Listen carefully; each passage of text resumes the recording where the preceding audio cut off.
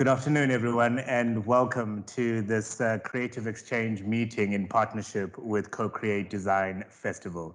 It is a festival now that is fourth year in its running, and of course with the kind generosity and support of the Netherlands Consul General Office here in Cape Town. And I'll be introducing you to Sebastiaan in a moment and the other incredible speakers that we've got lined up for you this afternoon. Let me first thank you very much for taking time out of this, certainly in Cape Town, a glorious, beautiful day. We know how busy you are considering going to Clifton Fourth Beach and enjoying the rest of your afternoon there. But this is truly going to prove to be a fruitful conversation. We invite you to please use the hashtag Creative Exchange throughout the next 90 minutes, just to make it possible for us to see what comments you are sharing, what reflections you are having. And of course, there are a few of us in this magnificent Desmond and Tutu Leia Foundation at the Old Granary in Batencant in Cape Town. Magnificent structure, really it is. There's a handful of us here, and the majority are joining us digitally. You will be able to engage with us throughout if you are Zooming in or Microsoft Teams in through the chat function. And we're going to encourage you throughout to either share your comments or, most importantly, ask the questions that you need to ask of our speakers throughout the 90 minutes. Bit of a context. Tomorrow officially is going to be exactly a year since we were, I suppose, all thrust into a new reality. Who thought that we would miss our grandmothers, our mothers, our fathers, our children, our colleagues in the way that we have. Meeting in this manner has become a function now, right? Many people don't even bother putting on pants and a jacket because who cares? As long as a clean t-shirt and you're sitting in your screen, it really has been a new order. South Africa continues to be one of probably a handful of countries around the world who have consistently had a level of lockdown throughout.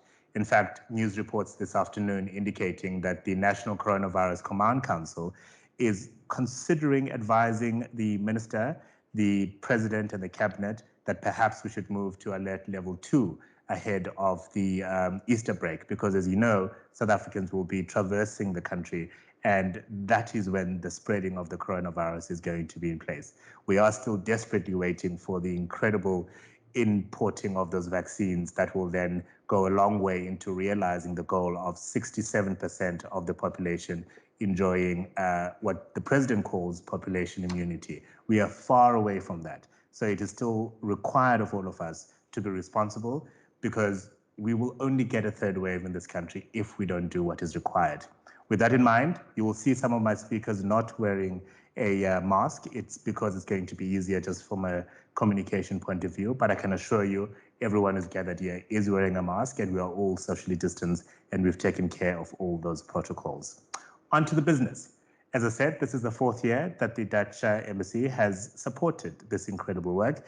And joining me immediately to my right is the Consul General for Cape Town, Sebastiaan Messerschmidt. Very well done. Very well done. Thank you very much. I did promise you that I'll do it correctly once, and then after that, it will be gone. It's not an easy name. Not far from it. It's 4 years in the running. Why is this important for you and your office to be something you continue to support? Listen, what we do in as a Netherlands missions in South Africa, both our embassy in Pretoria and our consulate here in Cape Town, is that we want to partner up with South African partners to see how you are facing your South African challenges, and where we combine our efforts to actually face them together. And there's a thing in the Netherlands called, which is where it's called the same as design thinking. It's really well embedded into the decision-making process, both at government, knowledge institutions, and in the private sector. And it's something that is also happening in South Africa. So why not partner in that area? Yeah. Use design thinking to combat those challenges that you're facing. So hence Co-Create Design. This is going to be the 4th edition. And I'm very thankful to CDI, the Craft and Design Institute, that it's been so active in organizing this with us and for us. Erica Elk, who's sitting here next to me, we're very, very grateful to be partnering up with her, because it's amazing what she's doing with the Institute.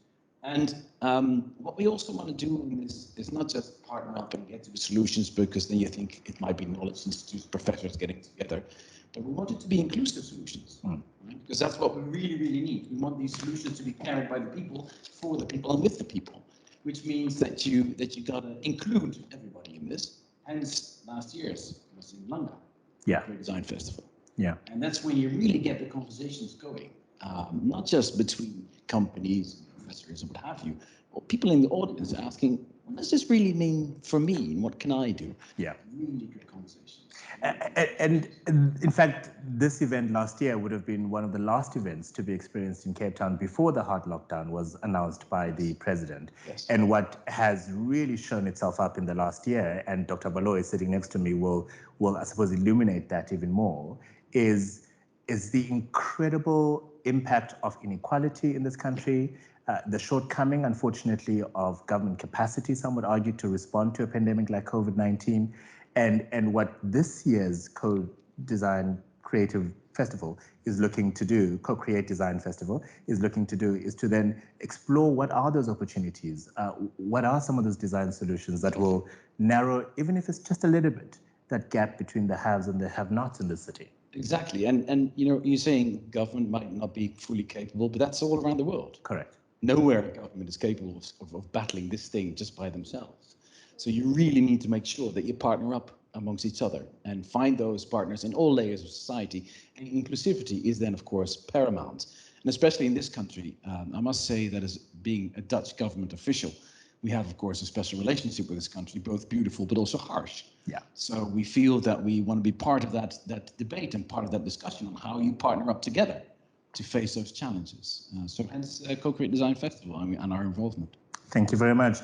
You alluded, of course, to Erica Alk, the head of the Craft Design Institute, who, for the last 4 years, Erica, your institute has been involved in the curation, if you like, of the invitational speakers and the conversations. This year, we're doing things slightly differently. Explain to us the process this year and how it complements, I suppose, what we've done for the last 3 years, but more importantly, how it will take us to the future. Thanks, Africa. So yes, we're doing it slightly differently because we're conscious of, I guess, event fatigue, which actually 12 months into pandemic maybe is not such a reality anymore. I think we would all love to come together and hug each other in events. We haven't, I promise you. No hugging has happened in this building. But we want to keep conversations going.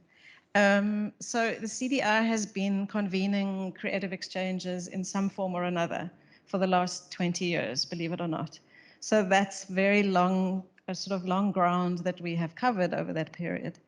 And if I kind of think back to the sort of trajectory of the conversations, it moves with the trajectory of how we've developed as an organization and our sector and our sense of design.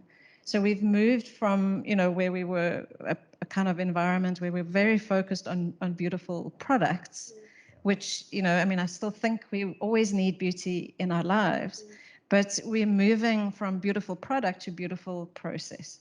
And that's where I think, you know, the sort of focus on design thinking and design-led processes is important for us, is how we use the sort of user-focused approaches that's based on real information to try and co-create and find solutions to the very wicked problems that we are confronted with.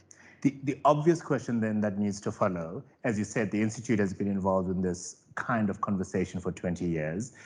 The government of the Netherlands have been supporting it for the last 4 years and really has taken it to a different level. And I imagine you really could not do this without their support.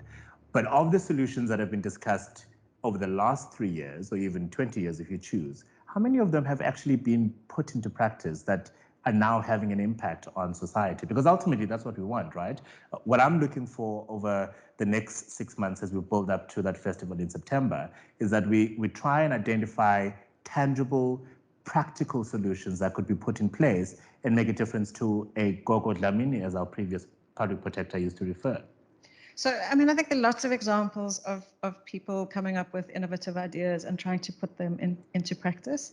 Our idea is over the next 6 series and into the Design Festival, we will invite people who have been doing that to come and share their experiences for us. But the other really important sort of principle we want to lay, and I think it's the guiding light for the conversations we're having now and leading into the Design Festival, is that we need to base the kind of sense of solution seeking on really on understanding. Yeah. And so the guiding light for us in these conversations is to get experts into the room with us to really tell us how it is, so that we are working from the basis of an understanding. And two of those experts are joining us today, one sitting right next to me and another joining us via technology from Johannesburg. Sonqoba Vuba is a South African-based co-founder and MD of the SME implementation consultancy called Perpetuate, also the COO of 10X Entrepreneur Accelerator, serving as a commissioner on the South African Presidential Commission on the Fourth Industrial Revolution, which you'll understand was a big issue last year and continues to be a priority for President Cyril Ramaphosa. Her vast experience in the shifts of work and workplace needs in the face of Fourth Industrial Revolution is certainly going to come in handy. Her experience and knowledge spans the ways in which SMMEs, freelance and gig economy work, and how they will change the future, basically, yours and mine, and how this will impact on the creative industries. We will connect with her in a few minutes. But first, Dr. Basani Baloyi. She is a powerhouse of note, a climate, energy, and infrastructure program lead at the Institute for Economic Justice, as if that is not enough. She's a feminist, she's a development economist and activist. She's gained her research experience while working on industrial policy issues in academia at the Center for Competition, Regulation and Economic Development, as well as Corporate Strategy and Industrial Development, the unit. She's a former inequality program lead at Oxfam, South Africa, where she infused her research and management experience with movement building and coordination. And I could literally go on and on and on, and I would invite you to please go and read her full CV to appreciate the kind of expertise we have sitting next to us. Basani, lovely to have you here. Thank you so much for having me, and hello to you, hello to you, hello to everyone at home. What we, as you heard, we will have a series of these dialogues and conversations and exchanges, 6 of them in the build-up to the festival in September.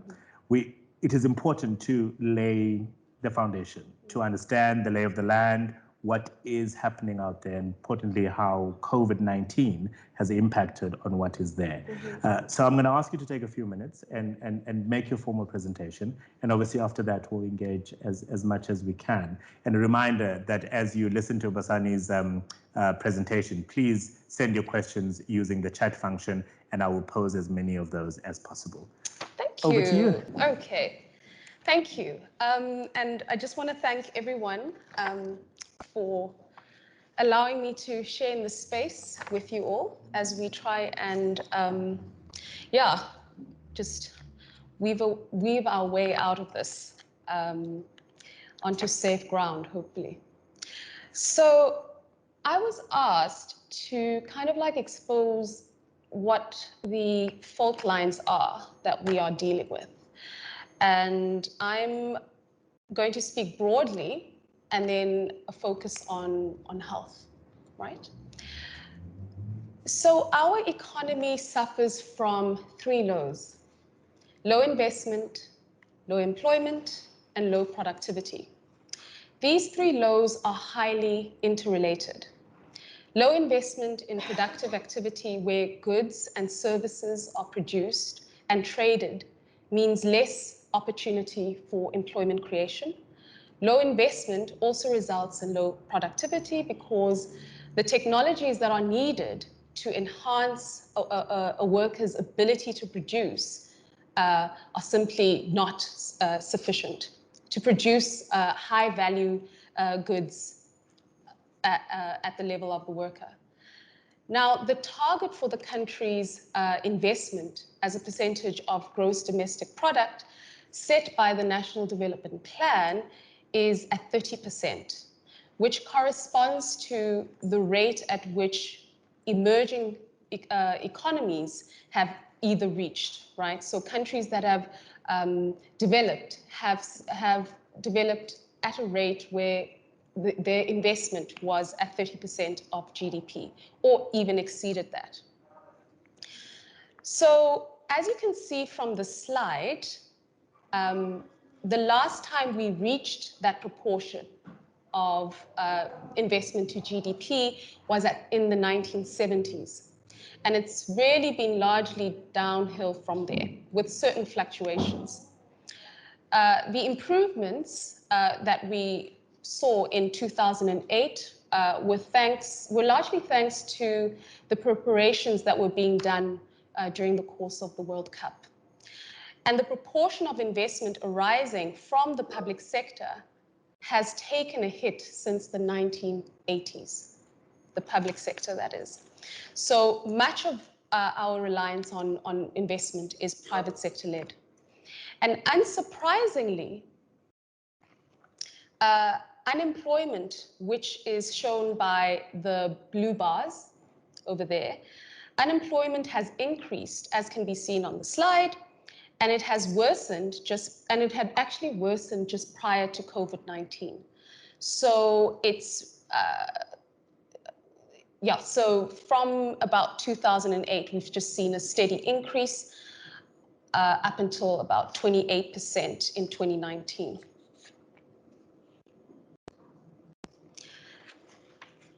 So I come from an economic tradition that says,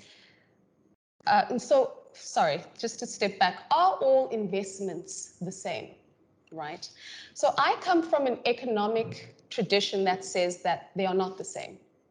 There are certain types of investments that are about short-termism, meaning capital or money is mobilized towards those investments that realize profits over a very short term, right?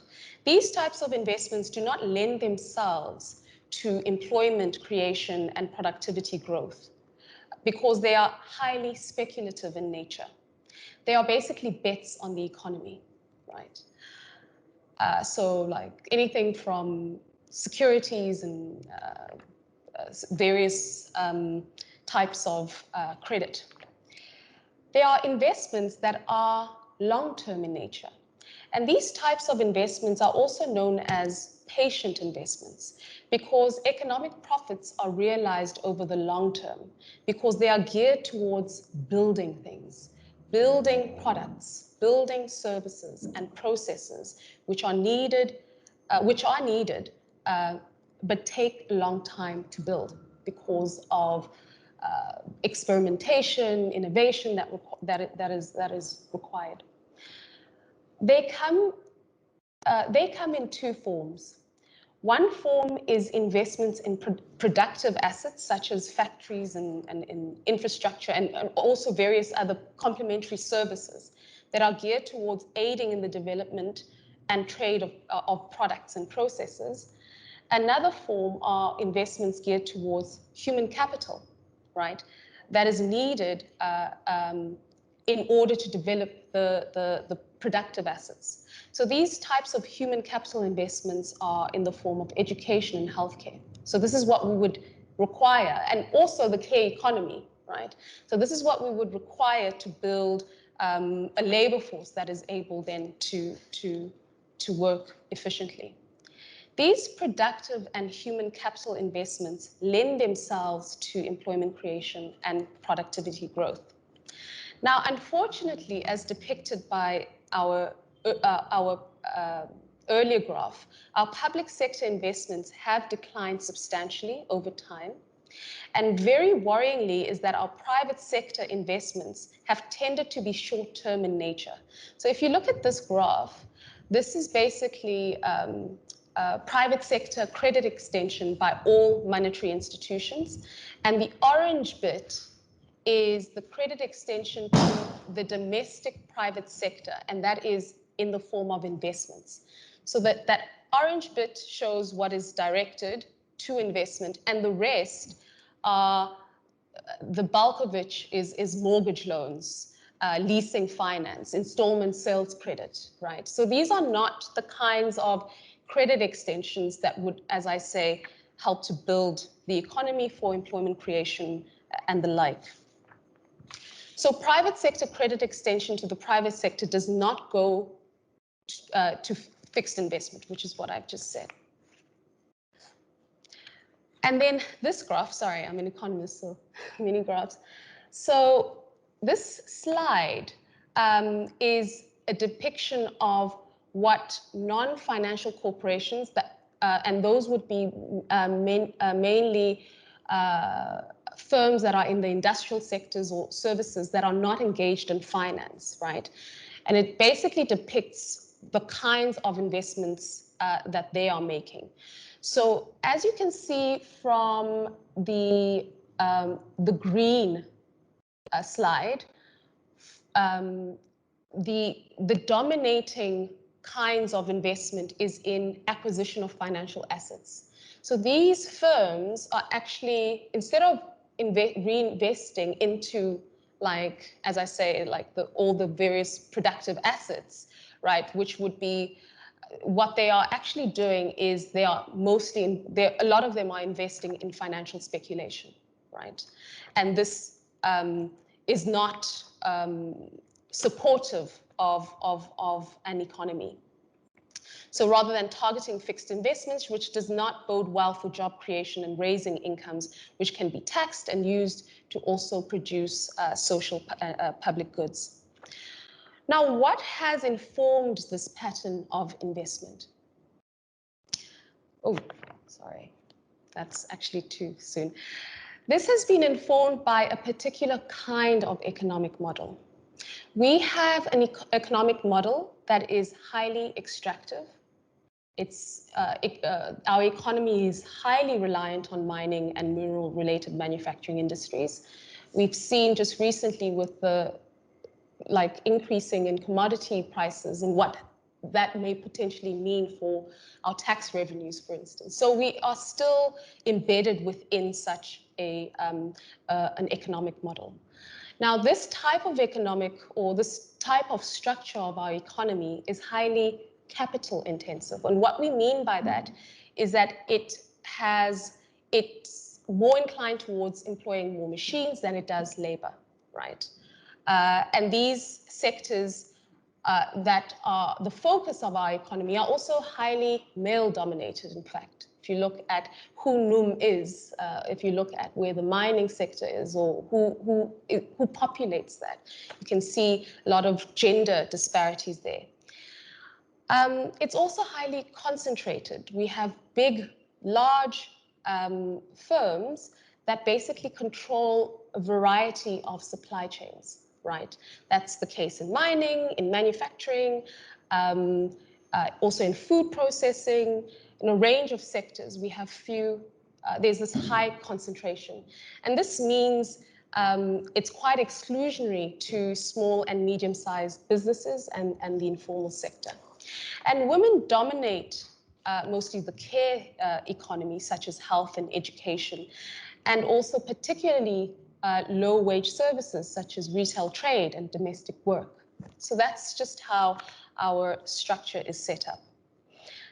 Similarly, I'm a critique of inflation targeting, and that is our neoliberal economic model, which is based on a macroeconomic policy that for a long time has consistently prioritized high real interest rates when compared to other emerging economies, right? And this was the case prior to COVID. This means that the cost of borrowing was higher and acted as a constraint on accessing finance for productive investment. And so the real economy was screwed by that, in my as how I see it. And this has meant that there are gains, though, to be had from short-term investment, as speculators are attracted to these high real interest rates. Therefore, investments have been geared towards short-term and not productive investment.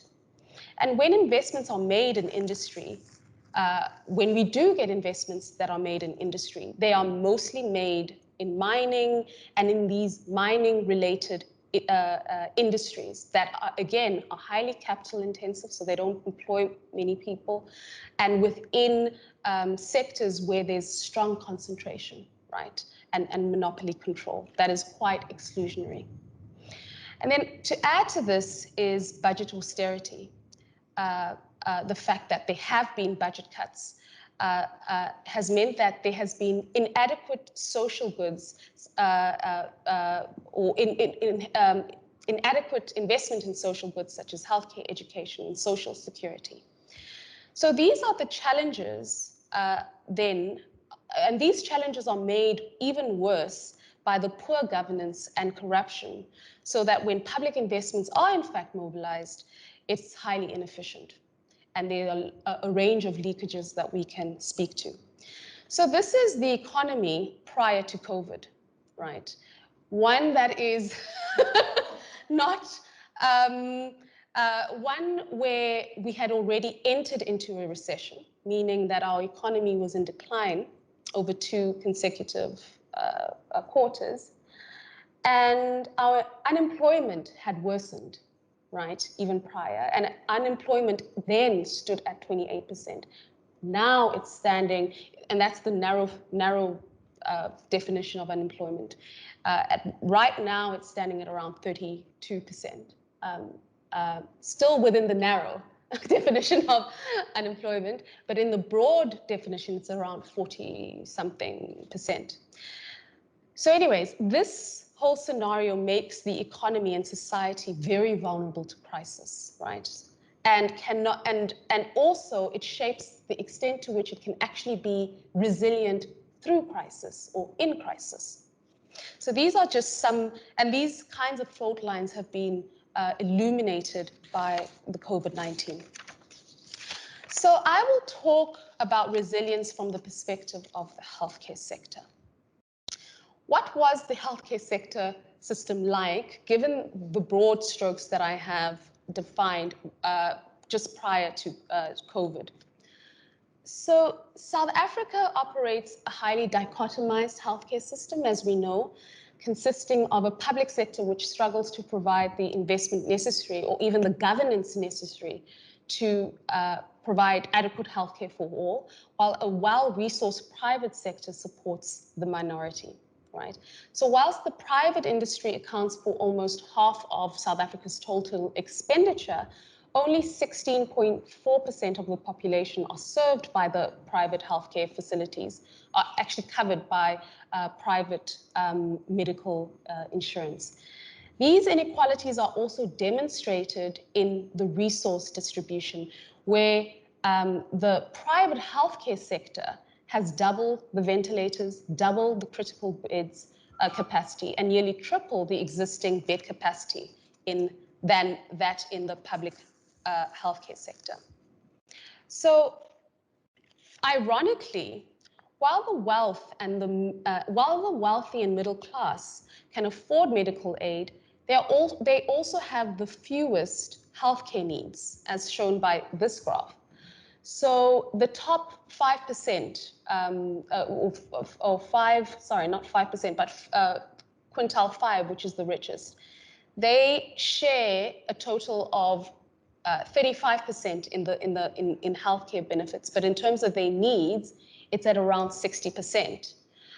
Whereas quintile 1, which is the poorest, they only share a total of 13% in the benefits, right? However, their needs are at 25%.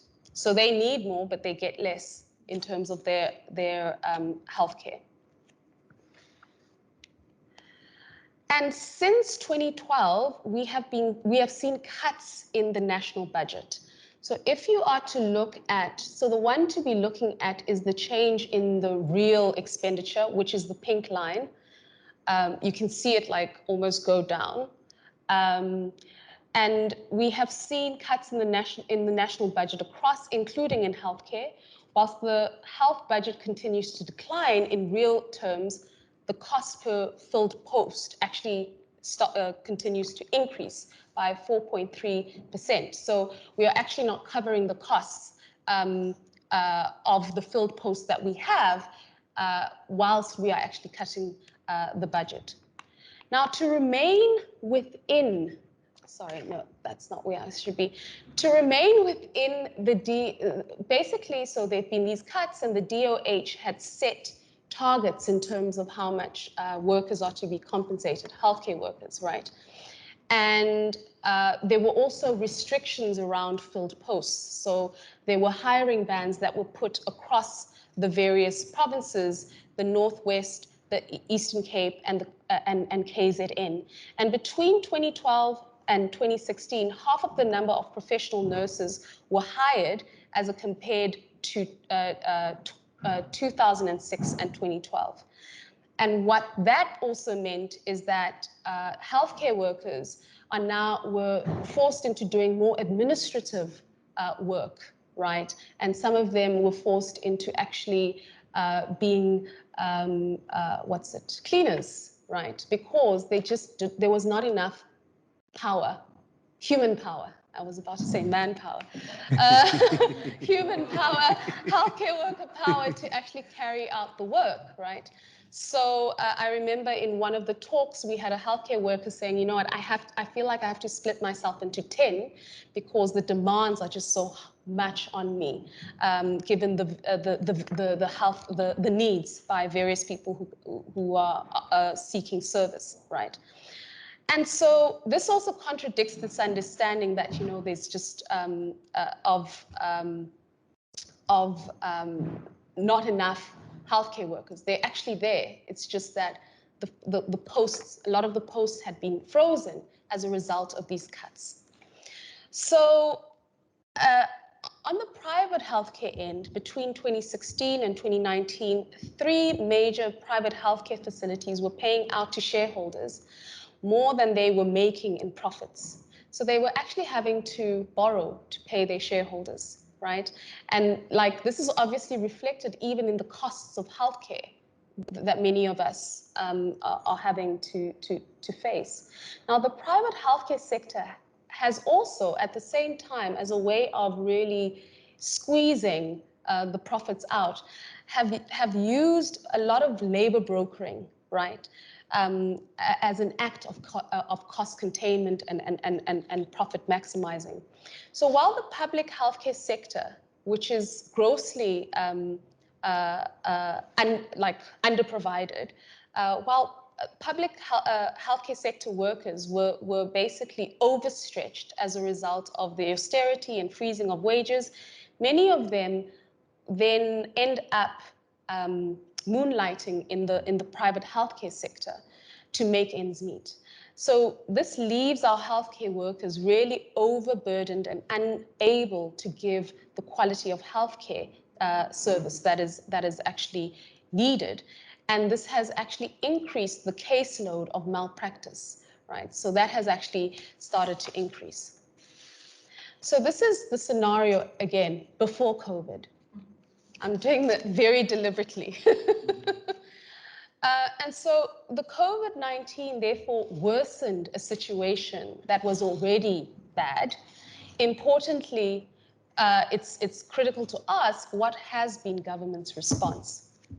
So countries have responded via stimulus packages, right, that are meant to either retain jobs or contain deterioration in social security and improve healthcare sector and investment in vaccines.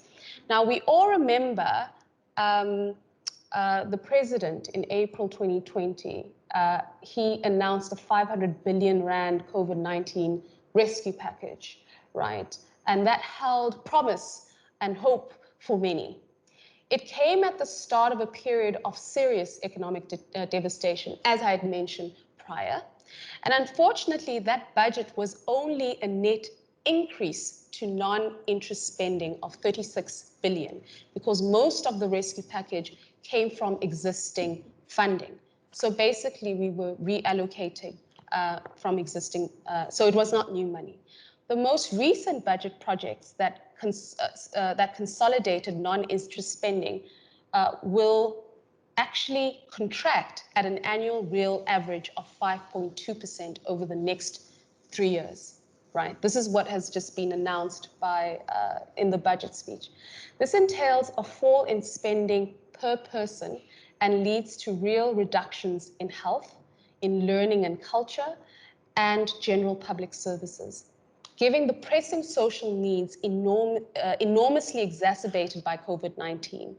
And so this is, to me, I see as highly irresponsible. Unfortunately, in addition to the shrinking size of the package, there has been a systematic failure to actually implement the rescue measures stipulated. Therefore, we are saying that there cannot be a recovery without a rescue. And so as you can see from this table, these were the various relief areas and what was promised, and then what was used, what has been used. And it's only a third, right? So 500 billion, but we've only used up about 158 billion. And so a critical thing, I mean, I guess we can go on into questions, but what has to be critical is that government must implement the investments that it has committed as part of a way of giving us some kind of reprieve. And critical to that, I mean, I haven't spoken about the various leakages even within what was spent, given the corruption and the various governance issues, and that has to be critical as well. So I'll just pause it there. Thank you. There was hope that this economist would bring some sunshine to this conversation, but we needed to paint the real picture. That's why Basani is here to tell us what the real situation is. Many of those numbers would not be new to you. Many of it have actually been spoken by various arms of government, but it's always lovely to have it painted in one picture, if you like, that is quite real. Basani, I am going to want to ask though, where then do the solutions lie? We're in a situation where we almost have to accept that we will be indebted as a country for generations to come as we try and, dig our way out of this incredibly dark space that we find ourselves in. But as an economist, where do you see the early shoots that are, if we took care of them a little bit more, we might actually realize the difference? I mean, I think what is crucial is, the green shoots, I would say, are in what are the kinds of revenue streams that we can actually use to mobilize, right? So unfortunately, we have a finance department that has basically reduced the corporate tax, for instance, right? But some would argue that's a good thing, because if we acknowledge that the private sector has not invested adequately and appropriately in the economy, if you reduce the corporate tax, you're then encouraging Mr. CEO to leave more money in the economy, one would hope. Well, I mean, that is one take, right? That is what they want you to believe, that if you lower corporate taxes, that they will actually be incentivized to invest. The evidence actually says it is quite different, right? Insofar as, at some point when I was talking to you about like the level of investments that we had during apartheid, at that time, corporate taxes were at 50%, right? They have reduced quite extensively since then, right? It's at the range of the 20s. So that kind of correlation, I think, is a way in which the Trumps will tell you, actually reduce corporate taxes and that will incentivize greater investment. What we have seen, and again, this is what I was trying to do, is to lay the foundations of looking at where has investment gone when the private sector has invested. It has not gone into the real economy, right? So even if, and so where it has gone is into financial speculation. That is where the returns are being made, right? And so like there were a range of instruments. So you would have seen just prior to COVID, in fact, a lot of money leaving or fleeing emerging markets that were invested into these short-term speculations. And that's what happens when you invest in that type of thing, is that people can then just pull out, and there isn't a commitment to building the economy. So I think that's an ideological difference, to think that it incentivizes businesses to invest. Businesses tend, at this juncture, they need government to actually invest as a way of boosting aggregate demand so that they can also invest, right? That is what I think is going to be crucial. Even if it comes at increased levels of debt. And remember, we're already breaching the 90% of GDP sort of mark as far as the level of indebtedness that we're dealing with. That's a very good question. I think that's a very good question. I mean, the thing is that I think that the economy, like our economy, has not been playing around with what other countries have been doing to mobilize finance. I do think that what we sit in a situation, what I've mentioned, there's 500 billion, only a third of it has been spent. My key takeaway was that, can we please spend what we have said that we are going to spend, at the very least, to move the economy somewhere, and within that, to sort out the issues of governance. And I think that, for me, will be really crucial as part of this rescue, that we spend what we've already tabled, that has been budgeted for, in keeping with what you mentioned around the debt that has already been accrued. All right. I am going to challenge you to think of something positive that Sebastiaan takes to the Dutch investors and say, come and invest in South Africa, because there's a wonderful burgeoning economy that must be introduced. But let me introduce you now to my second speaker. Sonqoba, as I said, has been involved in the space of SMMEs. She is the co-founder and MD of the SMME implementation consultancy, Perpetuate, also the COO of 10X Entrepreneur Accelerator, and crucially served as a commissioner on the South African Presidential Commission on the Fourth Industrial Revolution. Sonqoba, lovely to have you here. We will, of course, remember the president really prioritizing the issue of Fourth Industrial Revolution as really a game changer in unlocking opportunities within the economy. Basani has just painted what is a true but sadly sad picture of what the state of affairs is, suggesting that there are green shoots, including government spending the money they said they must spend. How do we shift the economy, do you think, from a capital-intensive, commodity-reliant economy that doesn't really produce employment opportunities to one where people you are helping to start up, where really the employment opportunities will be in the services and the products that SMMEs are able to offer here? How do we convince this government, this economy to shift, do you think? Good afternoon. Afternoon, Africa. I'm hearing an echo. Hopefully it's not too bad. You're coming across quite well on our side, I'm afraid. So if you don't mind listening back to your voice every 2 seconds, we're fine on this side. All good. I'm comfortable with that too, if you guys are. Thank you so much, Africa. Fantastic to join you guys. And I must say, was really insightful to listen in to Basani's comments. And it really does paint an accurate picture. I think oftentimes when we have these conversations, the facts are not necessarily front and center of the conversation, and it is more sentiment.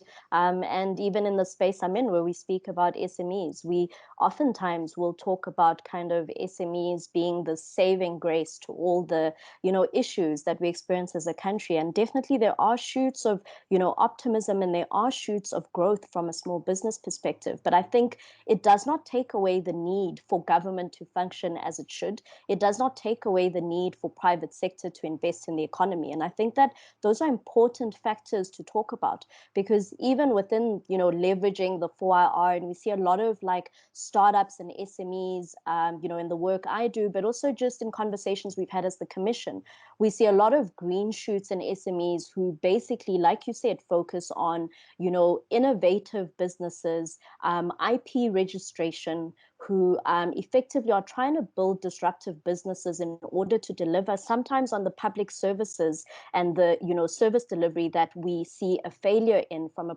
public sector perspective, but also companies that are actually able to get into sometimes joint ventures with small businesses and actually unlock some of that investment from large corporations into small businesses in a way that unlocks growth and unlocks job creation. But there are some challenges here. I mean, at the end of the day, even for SMEs, part of the things that they struggle with oftentimes is just around kind of the appropriate skills being available within the country in order to be able to create jobs. And I think even, at this same event kind of a year ago, which felt very different, talking about literally the success of the South African country, and I would dare say the continent at large, the success or failure of ours in this 4IR revolution, and whether we're able to harness it and use it as an opportunity to meet our economic and social goals, will be premised on our ability to keep up with the types of skills development, upskilling and reskilling that is required for this revolution. And we see failings and we see green shoots of hope in that as well. And for SMEs, it's a big factor for whether they're able to build the businesses that they need to build, that are able to create employment and also able to be globally competitive. Because I think if anything, this pandemic has shown us just how connected we are and how we can't necessarily, stand back and wait to catch up after other global nations have made progress when it comes to technology adoption, or indeed just embracing more of a digital world that we've been flung into during the pandemic. You say that this pandemic has shown how connected we are, which is very true. But sadly, the flip side, it has also shown how not connected we are. AfricaCom is an annual conference that takes place in Cape Town where leaders in the space of technology and interconnectivity speak. And it's amazing speaking about 5G and what revolutions that will bring about, when sadly vast tracts of land in this country do not even have 3G, never mind 4G, as a form of connectivity. So what do we prioritize, if you like, so that we can get to a point where, should we have sufficient people who are upskilled and reskilled appropriately to be able to contribute to a gig economy, an SME economy that is going to grow the economy and produce employment opportunities, what needs to be prioritized by this government, do you think? I think, Africa, you ask an important question, and I like the practicality of that. I mean, you even state that large tracts of land in this country have 3G. Large tracts of this land have no connectivity at all, and we're busy having a conversation about 5G. When we talk about, we talk about connectivity and we talk about energy. Large tracts of this country have no electricity or no sense of power in order to do what they need to do. And we have conversations about, keeping up with the electricity grid or even embracing renewables. And I think for me that this harps back on, and we have this debate oftentimes, and even with the commission we have, which is around this notion of needing to catch up. And you say correctly so that we're in a global world, but if anything, those inequalities and disparities have come under the magnifying glass in the past year through the pandemic. And if anything, it is that the winds of change are happening around us and to us. And the question is whether we're using those winds of change as a tool towards solving the issues, social and economic, such as the ones that Basani's put on the table, to solve for those issues or make progress from unemployment and connectivity, or whether we choose to kind of hang back and be rather passive in that process and effectively have other people be the dictators of what the outcome of this era will be. And more specifically, when you talk about kind of what are the things that government needs to do, I think there are a number of things that government needs to do, and sometimes that's the difficulty with government, around our ability not only just to prioritize as a country on what interventions are needed, but secondly, very much highlighted by the 500 billion scenario, it is the ability to implement that which we have prioritized and said that we would do. And from the 4IR perspective, some of the key things that we've effectively highlighted as things that need to happen, one of them is effectively this investment in human capital and around creating the appropriate skills in the country that are available for employment. We talk about unemployment, and yet there actually are major employment opportunities within private sector, small businesses, and globally that we are not embracing and not ready for, because our skills workforce is not aligned to the type of skills that are required for the economy we're in, let alone the future economy we're going into. The second of the things that the Commission has spent a lot of time on and has actually made as recommendations to government is around effectively leveraging new technologies in order to drive certain things that have lagged behind. We often talk about kind of the failing manufacturing sector within South Africa and how this is failing to be globally competitive. And one of the areas, and we've seen it even now during COVID with production of, ventilators, production of other key factors that are required in looking at advanced manufacturing processes, new materials, and even 3D printing. There's, some startups I've seen that have literally worked in the space of 3D printed and additive manufacturing, produced ventilators in the healthcare sector based on the need that was there and based on the need to do things differently in a way that allows us to access those things quicker than what the usual traditional way of doing things. Some of the other things is data, and I think COVID is a fantastic example of this. There is a need for us to actually have available data, secure data. We talk about privacy, and I know the WhatsApp changes in privacy requirements has been one, but as a government, we actually need to make sure that we're securing our data as a sovereign and actually able to make certain data sets available in order to enable innovation. Certain public data sets around COVID infections, COVID new case rates, COVID death rates have actually allowed for certain innovations within the healthcare sector, but also allowed for business to be able to respond to the realities on the ground where they sit. And I think part of the dilemma here is that when we talk about government, we really need to look at what is the role of government. The role of government is to create an enabling environment for everyone to get on and do what they need to do, and for government to ensure that that is done in a way that drives equality and that effectively drives us towards the economic and social goals that we're after. And effectively, what one would argue is that in an increasingly technological world, what we actually need government to be doing is reviewing their policy and legislation to ensure that those innovations that are happening are done in the public interest and not necessarily taken advantage of for separate and sometimes not so positive, motivations.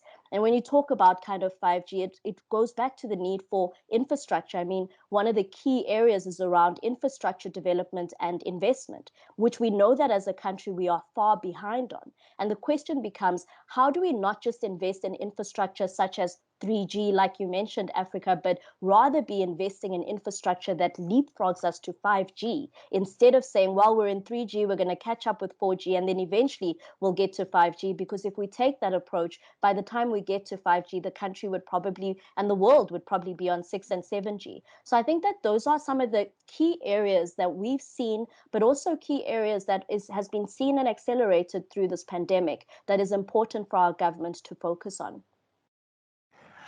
The frustrating thing about a South African context, and I'm sort of preambling this to ask a slightly politically sensitive question, but we know, for example, technology around use of cell phones really is spearheaded by South Africa and this continent, because unlike the United States or much of Europe, we don't have the what do you call it, the landline infrastructure that is already existing there. So we have the developed world looking to us for technology and use of technology around cell phones.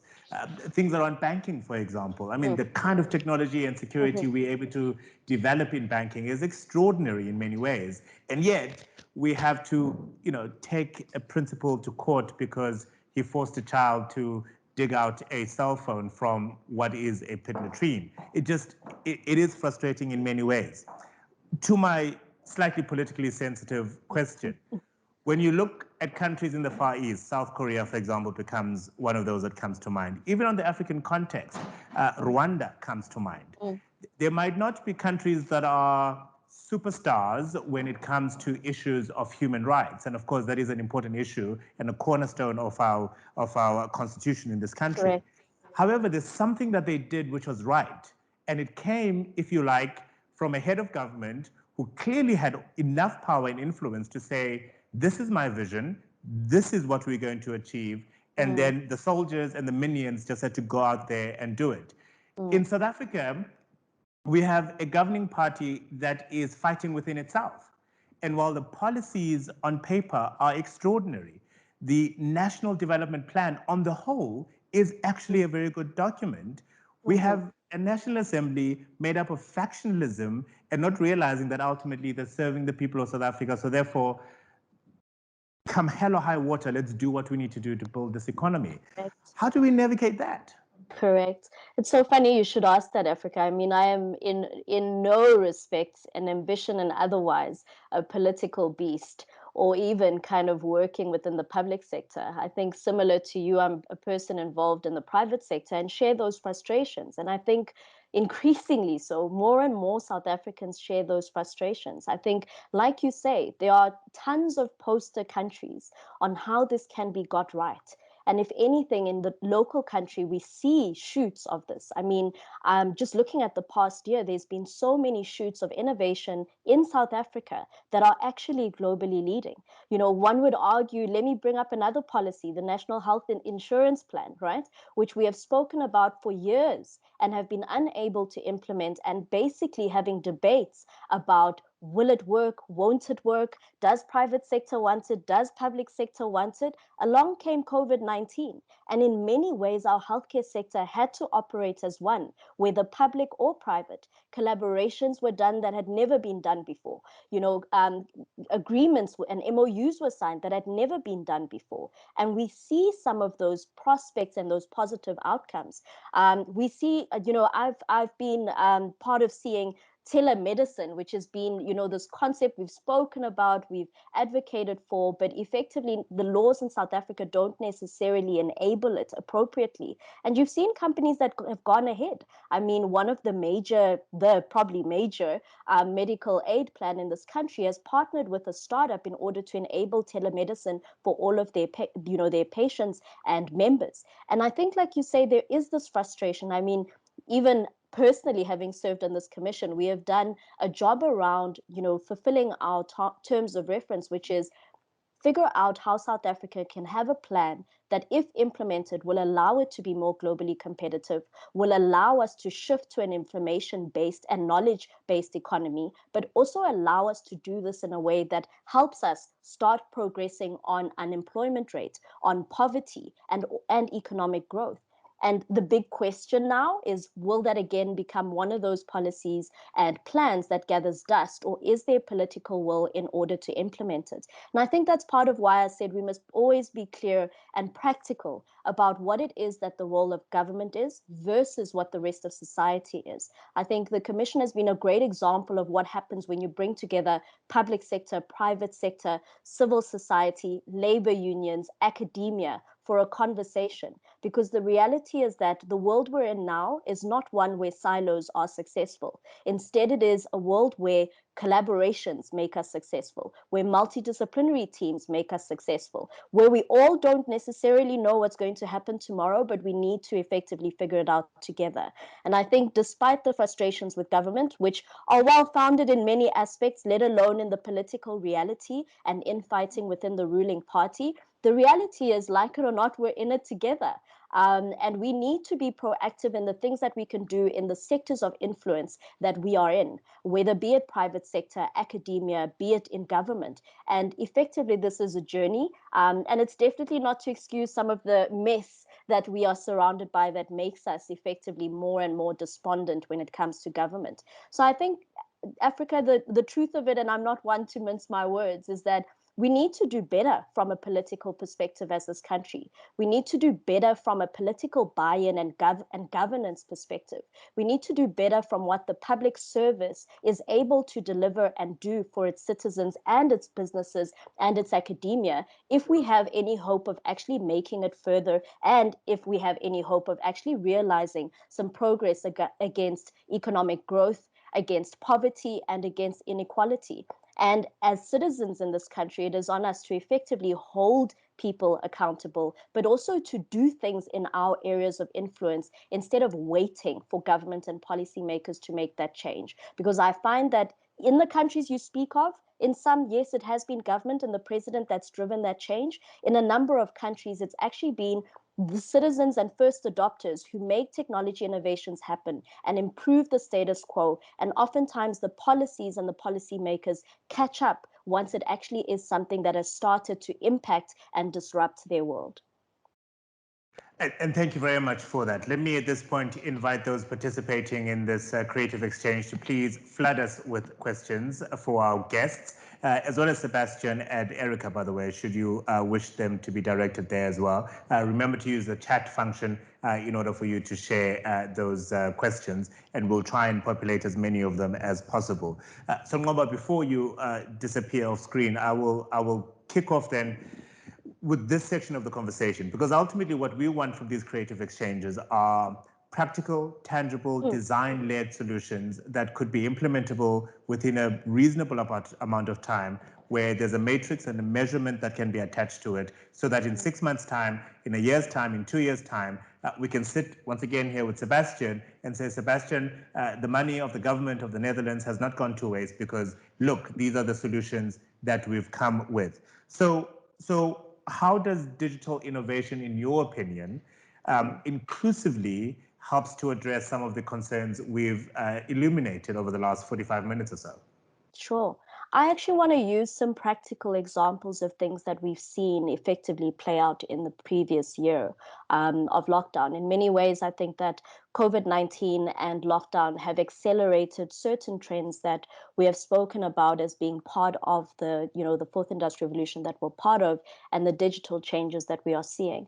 Some of those, things that we've seen, I've mentioned, such as seeing kind of real solutions for pressing needs, such as ventilators and, the type required in healthcare services, where using our traditional models would have taken far too long. One would argue that even in the fight, the race towards the development of vaccines, there's actually been quite a global use of certain technological tools, such as even artificial intelligence, which has been able to short circuit the length of time usually required to develop a vaccine, but also to test certain things and very efficiently come out with results and answers. Other things that we're seeing, we all know about South Africa's energy crisis, and I think that renewables remain an severely under-tapped opportunity within the global space, but more especially within South Africa and even the rest of Africa. You see a number of startups playing in the space around the use of renewables, how those are plugged into the broader energy system, but also how they're actually able to start developing tools linked to energy storage, which is actually becoming more and more important globally. I think all of us have experienced the shifts and changes that come with work from home and experiencing a digital way of life. And this actually is also one of those trends that we're seeing just being accelerated through the past year. And it begs the question of what this means for corporations and the opportunities that exist from a technology enablement and digital enablement perspective. You spoke earlier of 5G, and if you think about it, 5G connectivity and networks has been used quite industrially during this lockdown around contact tracing, around proactive notification of potential exposures. Take those type of innovations and apply them. I've seen some startups that literally use machine learning and artificial intelligence to diagnose likelihood of ending up with a certain disease at much reduced cost than what it would take to do in the traditional way of doing things. In education, we see the rise of e-learning. And the further and further push that we saw even in the past year around zero rating of data for education purposes. And one would argue that besides just education, including job searching as an example, is one area where zero rating of information for access and equality in the country could be leveraged. We talk about data, I mentioned that earlier, around the innovation that's possible from an open data world and data that is made made possible in order to build projections, to build solutions. Obviously, within healthcare, there are many that we have been lucky enough to see in the past year. Telemedicine, virtual consultations and care. We're also seeing a number of back-end architecture type solutions built leveraging technology in order to allow us to predict healthcare requirements, resourcing, as was mentioned earlier with Basani, around where the resources are needed and where to make use of and place the minimal resources we have in order to have the biggest impact. So just using the past year, there are many kind of case studies of where opportunities sit. And to be honest, those opportunities are far from being fully tapped. If anything, we've probably just have started to scratch the surface of them. A number of people certainly in the room who are agreeing and nodding in many of the things that you are highlighting there. Thank you very much for that. Basani, let me bring you back. I'm not going to ask you what digital solutions should be introduced, but perhaps let me ask, where can digital and design particularly help in addressing some of the concerns you alluded to a little bit earlier? So what can the creative people who are listening to us, who are going to be participating over the next 6 months of these creative exchanges, what areas should be going, okay, you know what, guys, we need to find that solution. We need to find a solution for that challenge. We need to overcome that. And obviously we can look for then design solutions for those. I think, okay, I'm going to talk from an informal kind of economy kind of basis, right? Where what we saw just prior to, and I'm just listening to Sonwabo talk, so it's not an area of focus. However, when there was the announcement of the hard lockdown, we saw that the informal sector was basically halted, right? And the thinking clearly was that, it's kind of like separate people. There's almost a thinking from us, the elites, that, we all shop from Pick and Pay. But what we saw was the impact of that supply chain, people leaving the township, queuing up at shopping malls when they wouldn't have, and they would have had like the informal trader that's in the space, who in Limpopo is very much linked to a smallholder farmer, for instance, right? So there wasn't anything, and so I'm just thinking, in terms of those supply chains, what does digital have to bring to link people to the markets, right? And surely they, and especially because there is this almost thinking that the formal and the informal are actually separate, but in fact we saw that there is actually this interlink between the two. So how I don't know, like, this is for Sonwabo, so how are those interlinkages made so that people can continue to have incomes and livelihoods, right? So that for me is quite critical from just a livelihoods perspective, and especially dealing with the informal sector and basically the various constraints that they find in terms of their barriers to entry. They don't have the benefit of Uber Eats or the link between restaurants in the food system. So what does that look like for the, I don't know, right? Is that even a market that can be played with? I don't know. But how do we retain livelihoods within hard lockdowns where certainly the marginal of us are almost, because of the digital divide, find themselves unable to participate? The other real challenge that I saw pronounced was from people who were, I suppose, discouraged from going to healthcare facilities to go and fetch what is chronic medication. Yes. So the treatment for HIV, for TB, for diabetes, and all those kind of things. Immunizations of newborn babies, for example, went on the decline. I imagine there's a design solution that can be introduced in that kind of space as well, yeah? No, definitely. I mean, you know, like there is clearly a fear around the hospital and what that means and COVID and the like. And we did see that what COVID did is almost to make it as though there are other chronic diseases that actually we should be worried about, kind of like are deprioritized, right?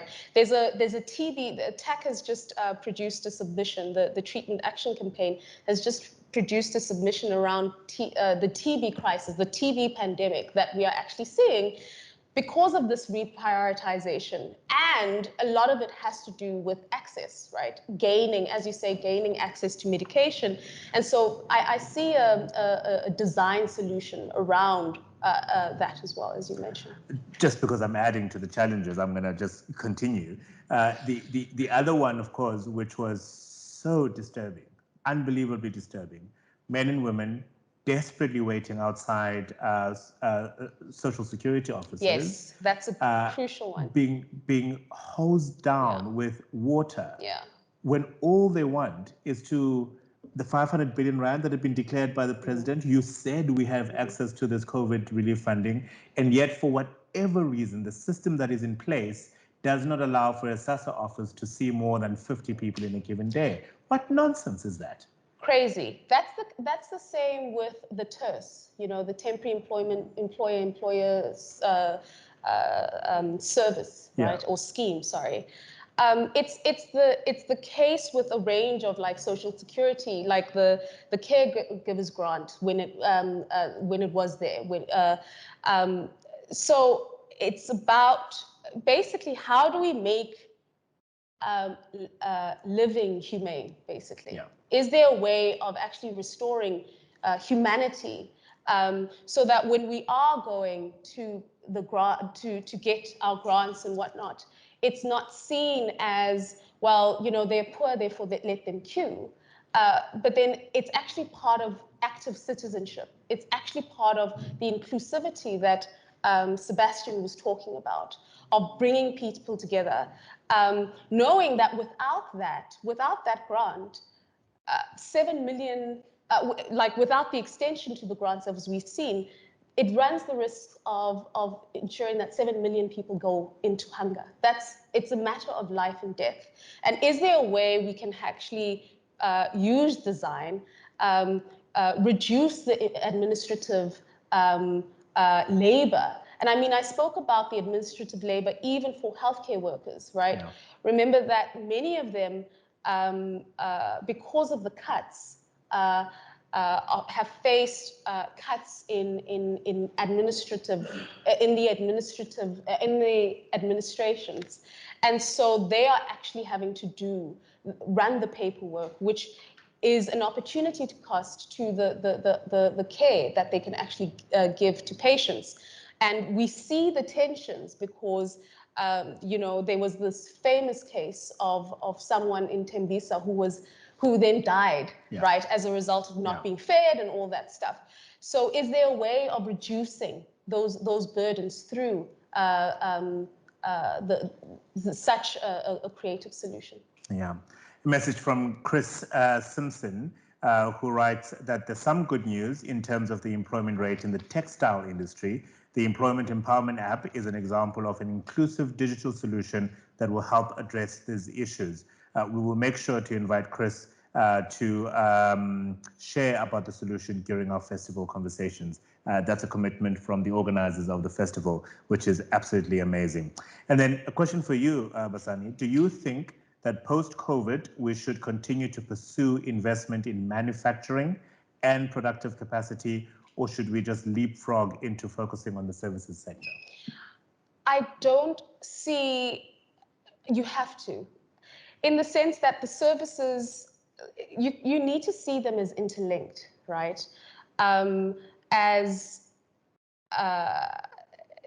You know, I think you need to see the two as interlinked. Services are actually important in facilitating the kinds of manufacturing products, but also services are also needed in terms of bringing product to market and bringing product to users. So you can't really see the two as disembodied from each other. Manufacturing is key in that it kind of like, it induces the other activities, such as services, to complement, right? So so manufacturing is still key, but business services continues to be key. But you need to almost have a strategy that incorporates both. And how do we, and I want to use the word exploit on purpose, and I don't mean it in its negative sense, but there is an opportunity for South Africa to clearly play a much bigger role on the African continent. There's the Continental Free Trade Agreement, for example, that is in the process of being finalized, and already companies within South Africa can benefit from this, and those things are detailed. But how can we further take advantage of this continent and provide solutions, if you like, that are designed by Africans for the continent of Africa? I mean, there's, for instance, Songwabo was talking about renewables. That is a huge kind of space that has great potential, right?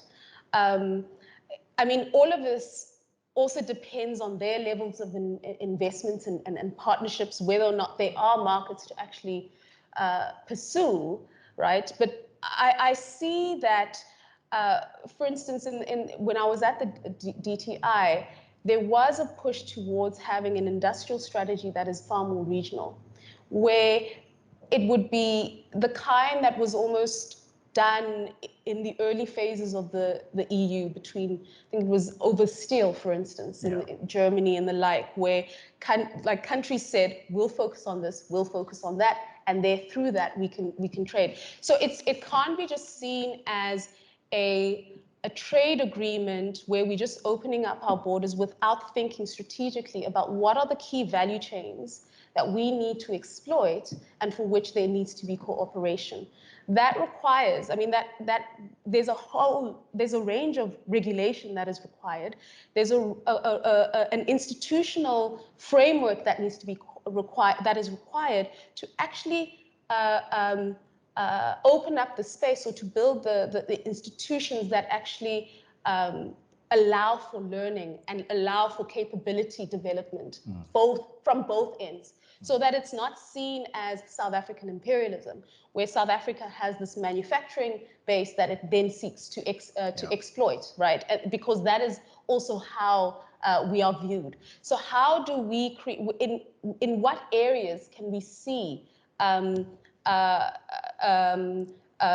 chains that can be exploited, but there needs to be a strategy around that exploitation, from like food agro-processing, for instance, and a range of others. Indeed.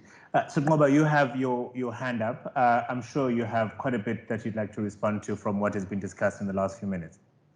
Yeah, I think one of the ones I wanted to highlight was Basani's mention of the informal, economy, and I think in the same way we talk about things being interlinked. I think the informal and formal economy have to be interlinked, and effectively, there's actually opportunities if we start to look at it that way. Then look at it as a separation of economies. And what I wanted to share was just that when we think about design, we often think about high technology usage in design, and I think that's not accurate. The reality is that we need to start thinking about design and the solutions we need to come up with as designs for solutions that are needed, and technology is just one thing that's in our arsenal. I've seen potentially just 3 examples I want to use, and it speaks to this chronic medication perspective and effectively what we've seen over the past year, but also just food security and access to food. You've got interesting kind of players in the space who aren't all high tech.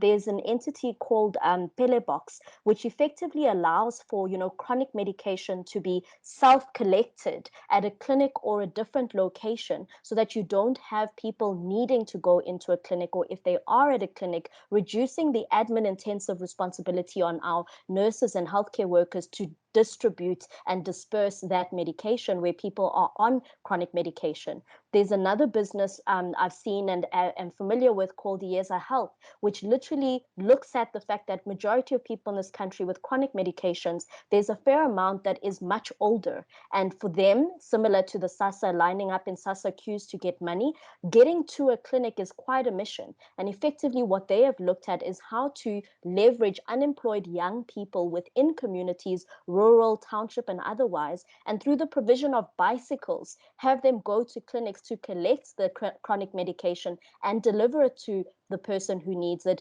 And through, technology as simple as an SMS, be able to confirm receipt thereof.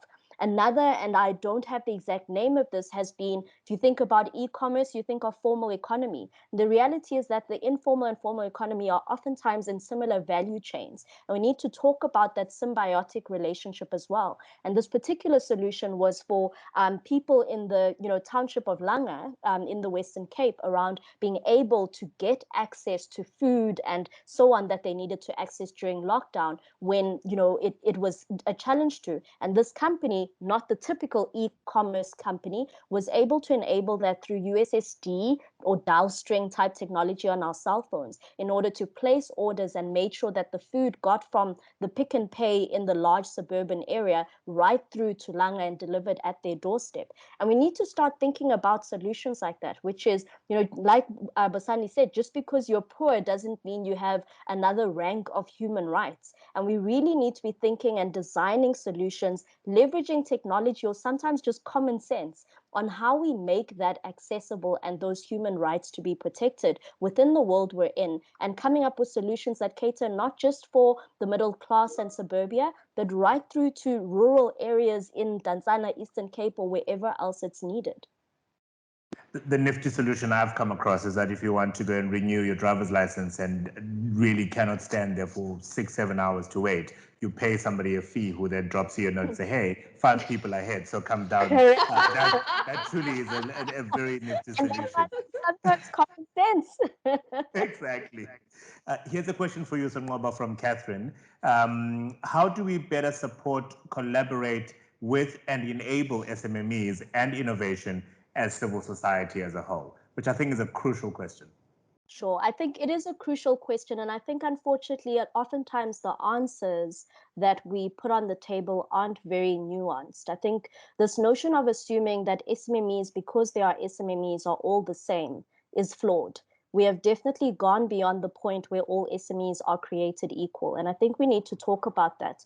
The support that's required for micro, enterprises or informal businesses is fundamentally different to the type of, support required for small and medium-sized enterprises, which oftentimes are in the formal economy. So I think that nuance is important, and we need to stop painting SMMEs with the same brush. It is very different to support a manufacturing, business compared to supporting a technology-enabled digital business. And I think even from a government perspective, we haven't really got that right.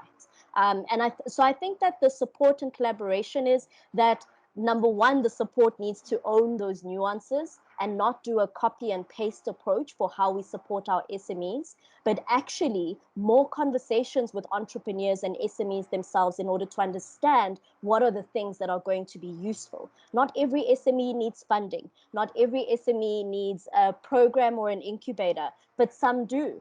Some need access to technology in order to be able to prototype their solutions, while another may actually just need a line of credit in order to go from one day to the next and manage their cash flow as a micro business or even a small business. So I think that it is very difficult to give a blanket approach here, but I think it is that, number one, we need to educate ourselves on the differences in our SMEs in this country.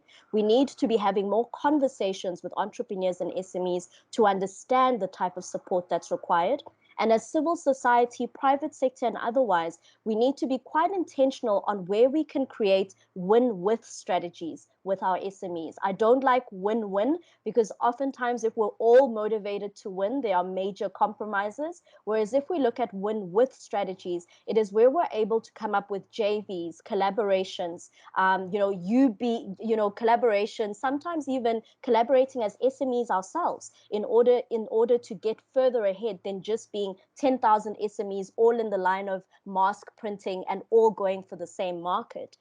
So I think that's important. And I think when it comes to innovation, in innovation as civil society, I think most of the innovation has to be from a design, perspective, which really talks about SMMEs spending times with users in order to come up with their solutions. And as civil society, we often are the recipients of the solutions and innovations that come from our SMMEs. And therefore, that feedback loop and collaborative design is actually even more pronounced and important, and quite a dictator of what success would be for a number of SMEs.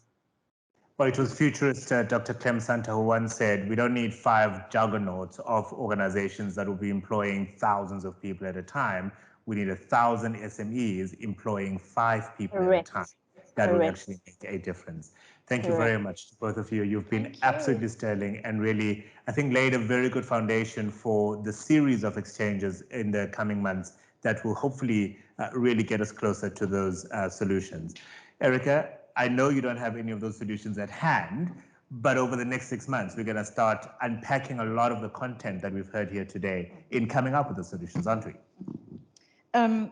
Africa, exactly. I mean, I've moved over this conversation from the depths of despair and wanting to jump off the balcony behind me to actually feeling sort of really excited about the potential and opportunity when we start to scratch kind of below the surface and look at the well, I guess it's the challenges and the crises in all sectors of our society, but within, I mean, I know it is it's a sort of truism that in the challenge and crisis is opportunity.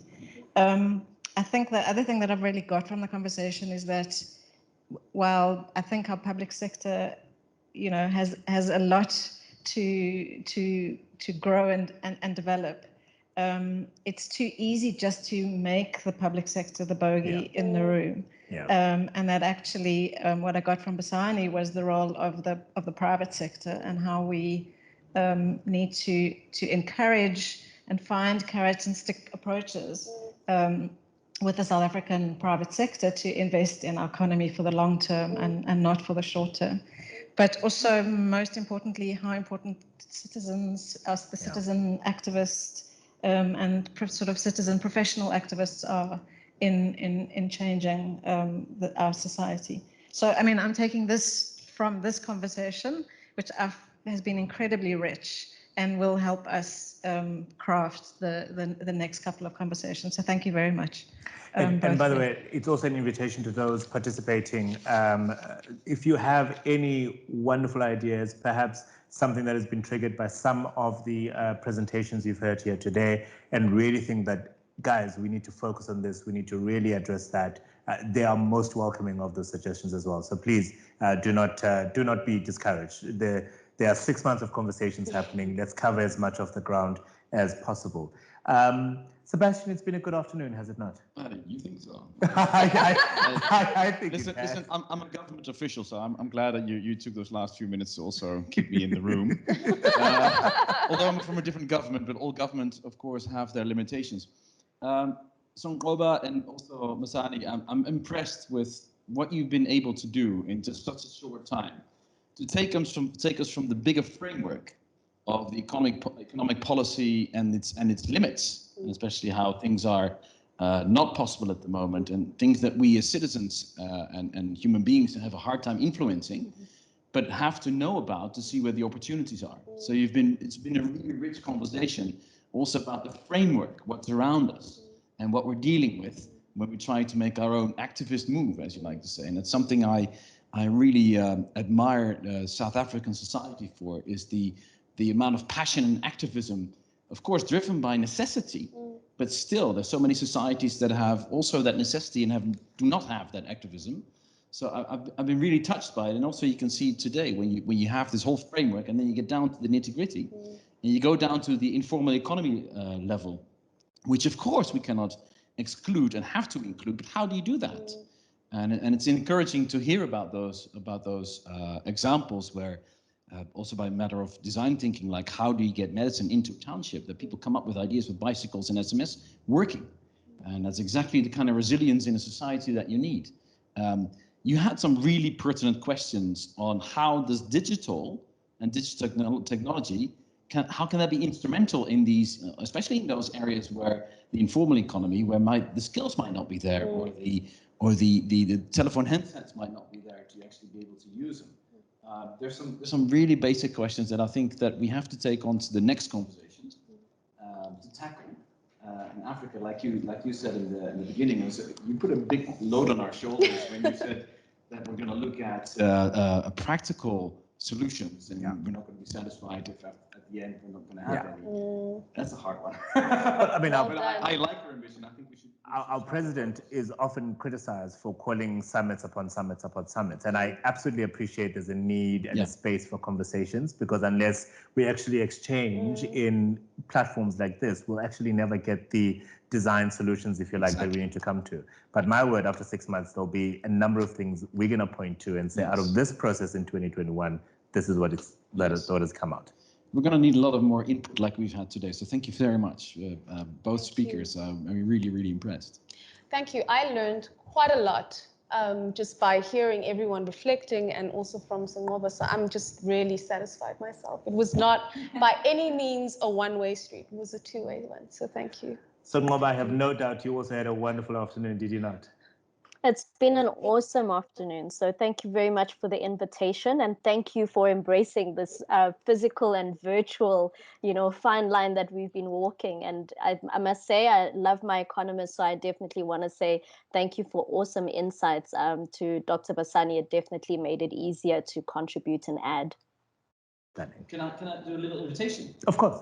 I've been very rudely on my phone. It's not because I wasn't interested, but I've been trying to send out some tweets. Yeah. And I've done so to kind of entice people to continue this conversation before we go to the next event and have a conversation like this, so we can learn from what listeners and people on Twitter are actually thinking about the subjects that we've been dealing with. So we can take that knowledge into the next. It's part of the inclusivity that I think also belongs to design thinking. One better, because of technology, we've been recording this. So it will become available. And if you know of someone who needs to listen to it, needs to reflect on some of the conversations we've had, perhaps as solutions that they can suggest, that will become available to you as well. Thank you for joining us this afternoon. Now go back to work and work hard, work on that economy, let's create jobs and bring about design solutions. Thank you very much, everybody.